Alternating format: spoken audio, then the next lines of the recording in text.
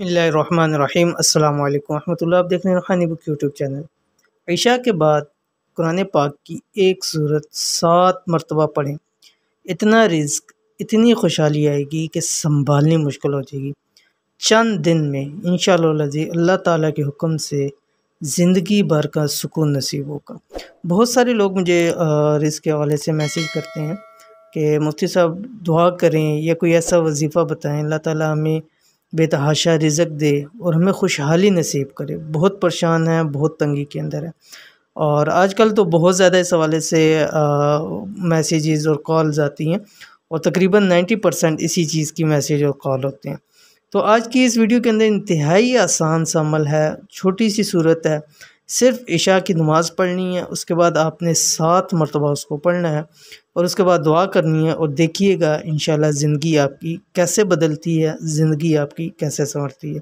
तो कौन सी कुरान पाक की सूरत है, इस वीडियो के अंदर मुकम्मल शेयर करो। वीडियो को मुकम्मल देखिए और वीडियो को मुकम्मल देखिए करिए। बाज़ दफ़ा मैं चीज़ बीच में बतला देता हूँ, लिखी हुई भी होती है, लेकिन फिर भी मैसेज करके ये कमेंट सेक्शन में पूछा जाता है ये कैसे है।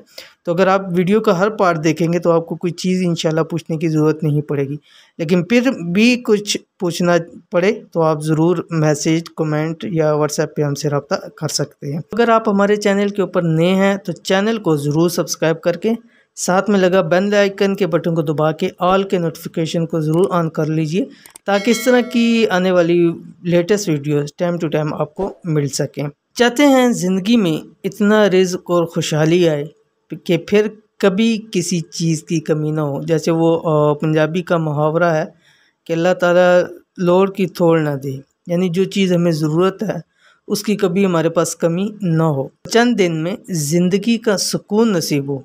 तो आज से ही इशा की नमाज के बाद फ़ौरन बाद ये एक छोटी सी सूरत 7 मरतबा पढ़ लिया करें, ज़िंदगी बदल जाएगी। सूरत कौन सी आपके सामने शेयर करने लगूँ, लेकिन यह है कि जैसे कि हदीस शरीफ में आता है कि जब आप रात को सोने लगे इशा की नमाज के बाद सूरत मुल्क जो 29वें पारे के अंदर है उसको ज़रूर पढ़ लिया करें। इसलिए ये अमल करने से पहले आप सूरत मुल्क ज़रूर उसको एक मरतबा पढ़ लें। इशा की नमाज़ पढ़ें, जब फ़ारग हो जाएं उसके बाद एक मरतबा आप सूरत मुल्क पढ़ें जो 29वें पारे की पहली सूरत है और उसके बाद कुरान पाक की ये सूरत वद्दुहा जो कि 30वें पारे के अंदर है।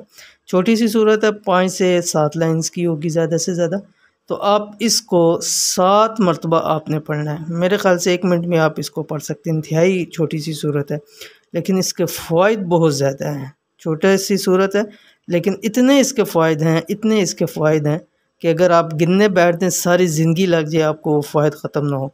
और इतने उसके अल्लाह ताला के हुक्म से इनामात मिलेंगे कि ज़िंदगी भर आपको किसी चीज़ की कमी नहीं होगी। तो इस सूरत को अपनी ज़िंदगी का हिस्सा बनाएं। ये नहीं है कि 21 दिन आपने अमल कर लिया, 11 दिन अमल कर लिया, 41 दिन अमल कर लिया।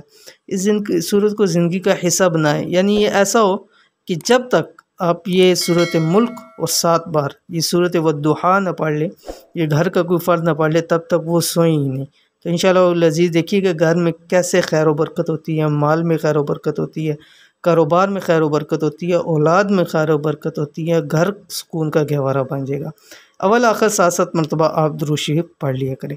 तो इस अमल को भी ज़रूर कीजिए, इंशाअल्लाह अज़ीज़ आपको बहुत फ़ायदा होगा। वीडियो पसंद आती है इसको लाइक करें, फैमिली फ्रेंड्स के साथ ज़रूर शेयर करें। मिलते हैं इंशाअल्लाह नेक्स्ट वीडियो के अंदर, तब तक के लिए अल्लाह हाफ़िज़।